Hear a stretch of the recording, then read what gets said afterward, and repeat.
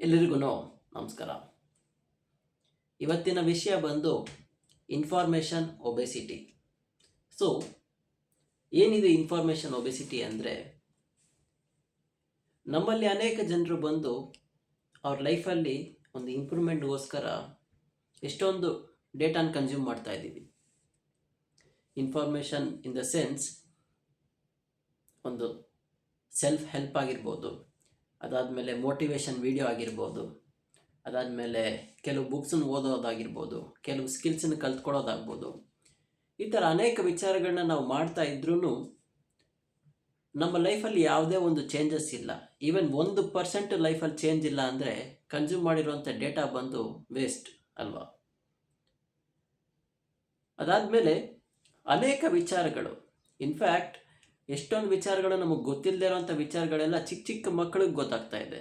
ಎಷ್ಟೊಂದು ಜನಕ್ಕೆ ಅದು ತುಂಬ ರೇರಾಗಿ ಸಿಗುವಂಥ ನಾಲೆಡ್ಜ್ ಎಲ್ಲ ಈಗ ನಮಗೆ ಸೋಷಿಯಲ್ ಮೀಡಿಯಾನಲ್ಲಿ ತುಂಬ ಈಸಿಯಾಗಿ ಸಿಗ್ತಾ ಇದೆ. ಈ ಥರ ಸಿಕ್ಕಿದ್ರೂ ನಮ್ಮ ಒಂದು ಜನಸಾಮಾನ್ಯರ ಒಂದು ಲೈಫ್ ಸ್ಟೈಲಲ್ಲಿ ಯಾವುದೇ ರೀತಿಯಾದಂತಹ ಒಂದು ಸುಧಾರಣೆ ಅನ್ನೋದು ಅಷ್ಟು ಬೇಗ ಬರ್ತಾ ಇಲ್ಲ ಅಲ್ವಾ?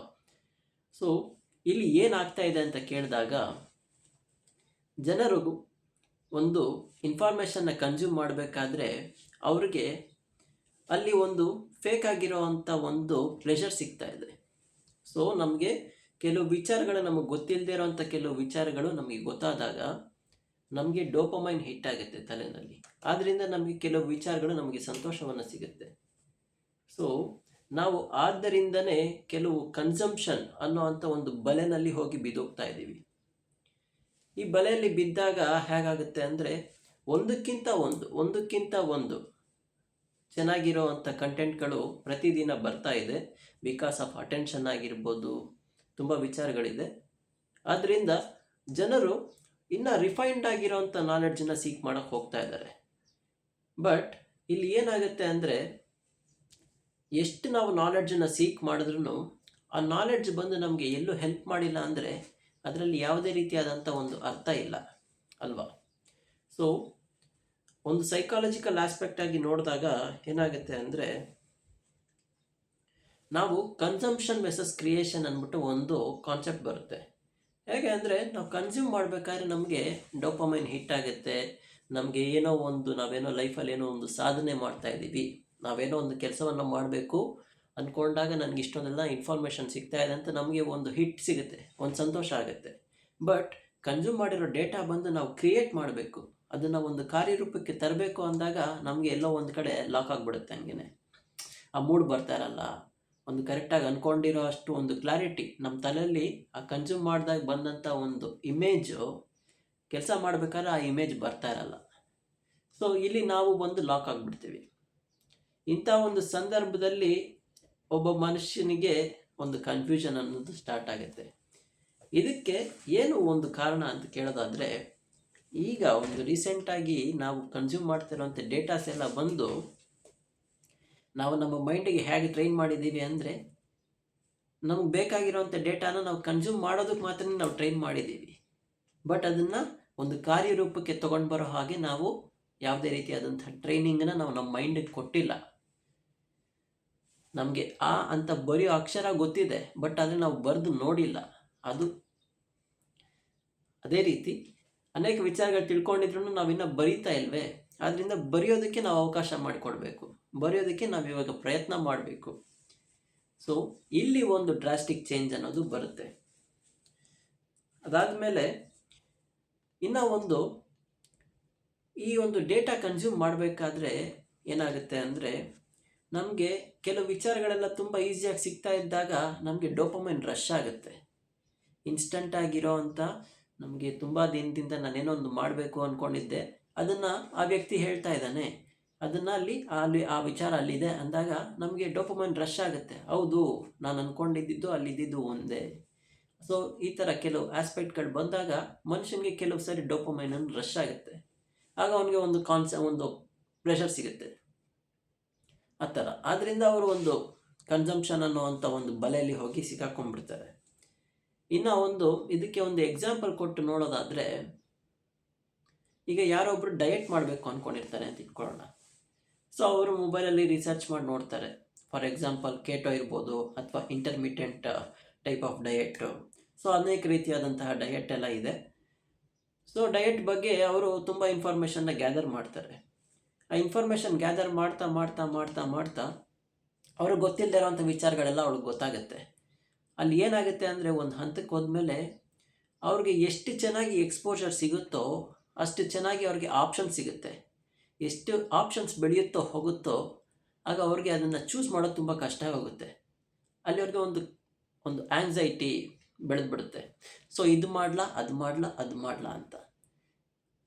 ಆ ಒಂದು ಹಂತ ಹೇಗಾಗುತ್ತೆ ಅಂದರೆ ಒಂದನ್ನು ಚೂಸ್ ಮಾಡಿದಾಗ ಈ ಎರಡು ಬೆಸ್ಟ್ ಆಗಿಲ್ಲ, ಯಾವುದೊಂದು ಬೆಸ್ಟ್ ಆಗಿಲ್ಲದೆ ಇರೋವಂಥ ಒಂದು ಆಪ್ಷನ್ ಅವರು ಬೈ ಚಾನ್ಸಾಗಿ ತೊಗೊಂಡ್ಬಿಟ್ರು ಅಂದರೆ ಅವರು ಅವಾಗ ಬೇರೆ ಒಂದು ಆ ಎರಡರ ಮೇಲೆ ಯೋಚನೆ ಮಾಡಿಬಿಟ್ಟು ಅಲ್ಲಿ ಅಯ್ಯಯ್ಯೋ ನಾನು ಆ ಥರ ಮಾಡಿರ್ಬೋದಾಗಿತ್ತಲ್ಲ, ಅದನ್ನು ಮಿಸ್ ಮಾಡ್ಕೊಂಬಿಟ್ನಲ್ಲ ಅಂತ ತುಂಬ ಓವರ್ ಥಿಂಕ್ ಮಾಡಿಬಿಟ್ಟು ಆ ಕೆಲಸವನ್ನು ಮಾಡೋದಕ್ಕೆ ಹೋಗಲ್ಲ.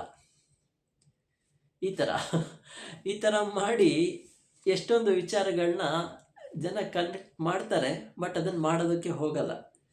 ಸೊ ಇಲ್ಲಿ ಏನಾಗುತ್ತೆ ಅಂದರೆ ನಮಗೆ ಮೋರ್ ನಾಲೆಡ್ಜ್ ಸಿಗೋದು ಬಂದು ನಮ್ಮನ್ನು ಒಂದು ಉತ್ತಮ ವ್ಯಕ್ತಿಗಳನ್ನಾಗಿ, ಒಬ್ಬ ಒಂದು ಜಾಣನನ್ನಾಗಿ ಮಾಡೋದಕ್ಕೆ ಇರಬೇಕೇ ಹೊರತು ನಾವು ಮಾಡ್ತಾ ಇರೋವಂಥ ಒಂದು ವಿಚಾರ ಬಂದು ನಮ್ಮನ್ನು ಒಂದು ಅಂಗವಿಕಲರನ್ನಾಗಿ ಮಾಡ್ತಾ ಇದೆ. Because of more data, more information ನಮಗೆ ಎಲ್ಲ ಒಂದು ಸಿಗ್ತಾ ಇದ್ರೂ ನಾವು ಅದನ್ನು ಸರಿಯಾಗಿ ನಾವು ತಗೊಳ್ತಾ ಇಲ್ಲ. ಇದನ್ನು ನಾನು ಅಡ್ರೆಸ್ ಮಾಡ್ತೀನಿ ಮುಂದಕ್ಕೆ. ಯಾವ ರೀತಿಯಲ್ಲಿ ನಾವು ಇದನ್ನು ಅಡ್ರೆಸ್ ಮಾಡೋಕ್ಕೆ, ಯಾವ ರೀತಿಯಲ್ಲಿ ನಾವು ಇದನ್ನು ತಗೊಳ್ಬೇಕು ಅಂದರೆ, ನಮಗೆ ಗೊತ್ತು ಆಬ್ವಿಯಸ್ ಆಗಿ ಈವನ್ ಚಿಕ್ಕ ಮಕ್ಕಳೆಲ್ಲ ಈಗ ಕಾರ್ಸ್ ಬಗ್ಗೆ ಮಾತಾಡ್ತಾರೆ, ಕೆಲವು ಟೆಕ್ನಾಲಜಿ ಬಗ್ಗೆ ಮಾತಾಡ್ತಾರೆ. ಇನ್ಫ್ಯಾಕ್ಟ್ ಸ್ಪಿರಿಚುಯಾಲಿಟಿ ಆಗಿರ್ಬೋದು, ಒಂದು ರಾಕೆಟ್ ಸೈನ್ಸ್ ಆಗಿರ್ಬೋದು, ಫಿಲಾಸಫಿ ಆಗಿರ್ಬೋದು, ಹಿಸ್ಟ್ರಿ ಆಗಿರ್ಬೋದು, ಸೈಕಾಲಜಿ ಆಗಿರ್ಬೋದು, ತುಂಬ ವಿಚಾರಗಳಿದೆ, ತುಂಬ ಜನ ಮಾತಾಡ್ತಾರೆ. ಬಟ್ ಮಾಡೋರು ಯಾರು? ಇದಕ್ಕೆ ಒಂದು ಬೆಸ್ಟ್ ಎಕ್ಸಾಂಪಲ್ ಬಂದು, ನಾನು ಒಂದು ಸ್ಕೂಲಲ್ಲಿ ಓದಬೇಕಾದ್ರೆ ಇಂಗ್ಲೀಷಲ್ಲಿ ನಮಗೊಂದು ಸಬ್ಜೆಕ್ಟ್ ಇತ್ತು. ಇಂಗ್ಲೀಷ್ ಸಬ್ಜೆಕ್ಟಲ್ಲಿ ಒಂದು ಪಾಠ ಇತ್ತು, who will tie the belt ಅಂದ್ಬಿಟ್ಟು. ಅದರಲ್ಲಿ ಹೆಂಗೆ ಅಂದರೆ ಇಲಿಗಳೆಲ್ಲ ಮಾತಾಡ್ಕೊತವೆ, ಹಾಗೆ ಮಾಡ್ಬೇಕು, ಹೀಗೆ ಮಾಡಬೇಕು ಅಂತ. ಅದಕ್ಕೆ ಬೇಕಾಗಿರೋಂಥ ಇನ್ಫಾರ್ಮೇಷನ್ ಎಲ್ಲ ಕಲೆಕ್ಟ್ ಮಾಡ್ಕೊಳ್ತವೆ. ಬಟ್ ಅವು ಒಂದು ಬೆಲ್ಲನ್ನು ಎತ್ಕೊಂಡು ಹೋಗ್ಬಿಟ್ಟು ಒಂದು ಬೆಕ್ಕಕ್ಕೆ ಕಟ್ಟಬೇಕು. ಅದನ್ನು ಮಾಡೋದಕ್ಕೆ ಯಾವ ಇಲಿನೂ ಮುಂದಾಗಲ್ಲ. ಅದೇ ರೀತಿ ಆ ಒಂದು ಕಾನ್ಸೆಪ್ಟ್ ನನಗೆ ಒಂದು ಸ್ವಲ್ಪ ಫ್ಲ್ಯಾಶ್ ಆಯಿತು. ಓಕೆ, ಇನ್ನೊಂದು ವಿಚಾರ ಹೇಳ್ತೀನಿ.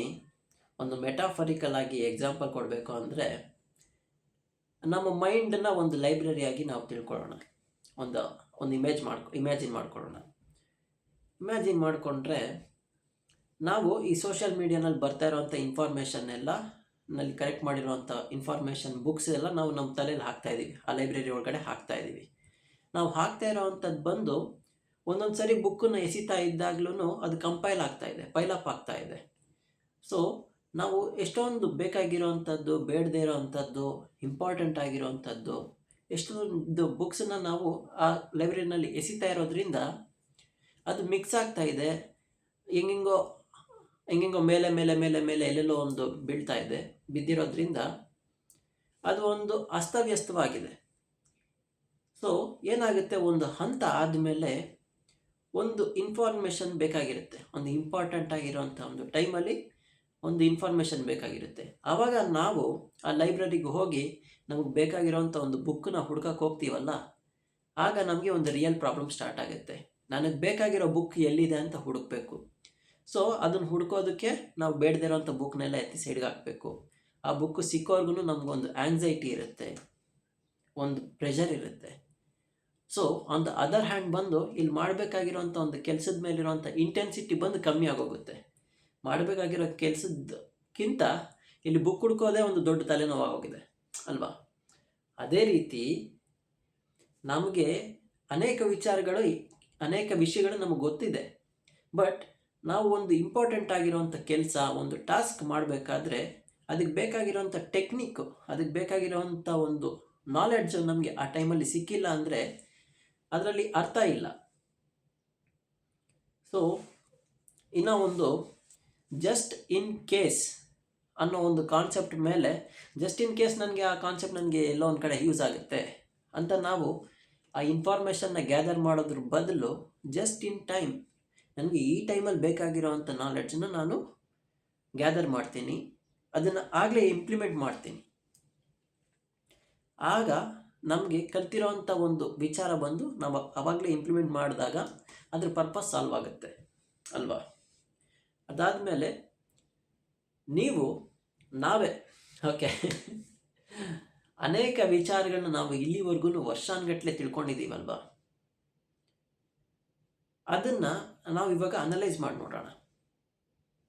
ಒಂದು ದಿನ ಯಾವುದೇ ರೀತಿಯಾದಂಥ ಒಂದು ಡೇಟಾನ ಕನ್ಸ್ಯೂಮ್ ಮಾಡಿದೆ, ಸುಮ್ಮನೆ ಕೂತ್ಕೊಂಡು ಒಂದು ಪೇಪರ್ ಪೆನ್ಸಿಲ್ ಇಟ್ಕೊಂಡು ನಾನು ಏನೇನು ಕಲ್ತಿದ್ದೀನಿ, ನಾನು ಇದುವರೆಗೂ ಕನ್ಸ್ಯೂಮ್ ಮಾಡಿರೋಂಥ ಡೇಟಾದಿಂದ ನನಗೇನಾದ್ರು ಯೂಸ್ ಆಗ್ತಾ ಇದೆಯಾ ಅಂತ ಸಿಂಪಲ್ಲಾಗಿ ಅನಲೈಸ್ ಮಾಡಿ ಒಂದು ದಿನ ಕೂತ್ಕೊಂಡು ನೀವು ಯೋಚನೆ ಮಾಡಿ ನೋಡಿದಾಗ ನಿಮಗೆ ಗೊತ್ತಾಗುತ್ತೆ ಯಾವುದು ಒಂದು ರಿಯಲ್ ನಿಮ್ಮ ತಲೆಯಲ್ಲಿ ಇದೆ, ಎಲ್ಲಿ ನಿಮ್ಮ ಈ ಒಂದು ಇನ್ಫಾರ್ಮೇಷನ್ ಗ್ಯಾದರಿಂಗ್ ಅನ್ನೋವಂಥ ಒಂದು ಕಾನ್ಸೆಪ್ಟು ನಿಮ್ಮನ್ನ ಎಲ್ಲಿ ತೊಗೊಂಡು ಹೋಗ್ತಾ ಇದೆ ಅಂತ ನಿಮಗೆ ಗೊತ್ತಾಗುತ್ತೆ. ಆಗ ನಿಮಗೆ ಒಂದು ಕ್ಲಾರಿಟಿ ಬರುತ್ತೆ, ನಾನು ಮಾಡ್ತಾ ಇರೋದು ಸರಿನಾ, ನಾನು ಮಾಡ್ತಾ ಇರೋದ್ರಲ್ಲಿ ಅರ್ಥ ಇದೆಯಾ ಅಂತ. ಈ ಥರ ಮಾಡಿದಾಗ you can expect a clarity with growth. ಅದಾದಮೇಲೆ 70-30 ರೂಲು ಹೇಗೆ ಅಂದರೆ 70% ಆಫ್ ದ ಟೈಮ್ ಬಂದು ನಾವು ವರ್ಕ್ ಮಾಡೋಣ, 30% ಮಾತ್ರ ನಾವು ಕನ್ಸ್ಯೂಮ್ ಮಾಡೋಣ. ಈ ಥರ ಮಾಡಿದಾಗ ನಮ್ಮ ಲೈಫಲ್ಲಿ ಪ್ರೊಡಕ್ಟಿವಿಟಿ ಇರುತ್ತೆ. ಮನುಷ್ಯ ಬಂದು ಅನೇಕ ವಿಚಾರ ತಿಳ್ಕೊಳ್ಳೋದ್ರಲ್ಲಿ ತಪ್ಪಿಲ್ಲ, ಬಟ್ ಅವನು ಒಂದು ಬದುಕ್ತಾ ಇರೋವಂಥ ಒಂದು ಪ್ರಪಂಚದಲ್ಲಿ ಆ ಇನ್ಫಾರ್ಮೇಷನ್ನ ಜೊತೆ ಕೆಲಸ ಇಲ್ಲ ಅಂದರೆ ಅದಕ್ಕೆ ಅರ್ಥ ಇಲ್ಲ. ಆದ್ದರಿಂದ ನಾನು ಫಾರ್ ಎಕ್ಸಾಂಪಲ್ ಈ ಪೆನ್ಸಿಲ್ನ ಎತ್ಕೊಂಡು ಹೋಗ್ಬಿಟ್ಟು ನಾನೊಂದು ಟೇಬಲ್ ಮೇಲೆ ಇಡಬೇಕು, ನಾನು ಬರೀ ಅನ್ಕೊತಾ ಇದ್ದೀನಿ, ಬಟ್ ನಾನು ಹೋಗಿ ಅಲ್ಲಿ ಆ ಟೇಬಲ್ ಮೇಲೆ ಪೆನ್ಸಿಲ್ ಇಟ್ಟಿಲ್ಲ ಅಂದರೆ ನನ್ನ ಪರ್ಪಸ್ ಸಾಲ್ವ್ ಆಗಲ್ಲ. ಅದೇ ರೀತಿ ನಾವು ಅನ್ಕೊತಾ ಇರೋವಂಥ ವಿಚಾರಗಳನ್ನ ನಾವು ಕಲೆಕ್ಟ್ ಮಾಡ್ಕೊತಾ ಇದ್ರೂ ಆ ಕೆಲಸವನ್ನು ಮಾಡದೇ ಇದ್ದರೆ ಅದರಲ್ಲಿ ಪರ್ಪಸ್ ಇಲ್ಲ ಅಲ್ಲ, ಸಾಲ್ವ್ ಆಗಲ್ಲ ಅಲ್ಲ. ಅದರಿಂದ ಇನ್ಮೇಲೆ ನಾವು ಅಂದ್ಕೊಂಡಿರೋವಂಥ ಕೆಲಸದ ಮೇಲೆ ಆ ಟೈಮ್ಗೆ ಬೇಕಾಗಿರೋವಂಥ ಕಾನ್ಸೆಪ್ಟನ್ನು ಮಾತ್ರನೇ ತಿಳ್ಕೊಂಡು ಅದನ್ನು ಇಮಿಡಿಯೇಟಾಗಿ ಅದನ್ನು ಇಂಪ್ಲಿಮೆಂಟ್ ಮಾಡುವಂಥ ಒಂದು ಪ್ರಯತ್ನ ಪಡೋಣ. ಆ ಥರ ಮಾಡಿದಾಗ ನಮಗೆ ಈ ಇನ್ಫಾರ್ಮೇಷನ್ ಒಬೆಸಿಟಿ ಅನ್ನೋದೇನಿದೆ ಅದು ನಮಗೆ ಕಾಡಲ್ಲ. ಇನ್ಫಾರ್ಮೇಷನ್ ಒಬೆಸಿಟಿ ಬಂದಾಗ ಏನಾಗುತ್ತೆ ಅಂದರೆ ನಮ್ಗೆ ಕನ್ಫ್ಯೂಷನ್ ಸ್ಟಾರ್ಟ್ ಆಗೋಗುತ್ತೆ.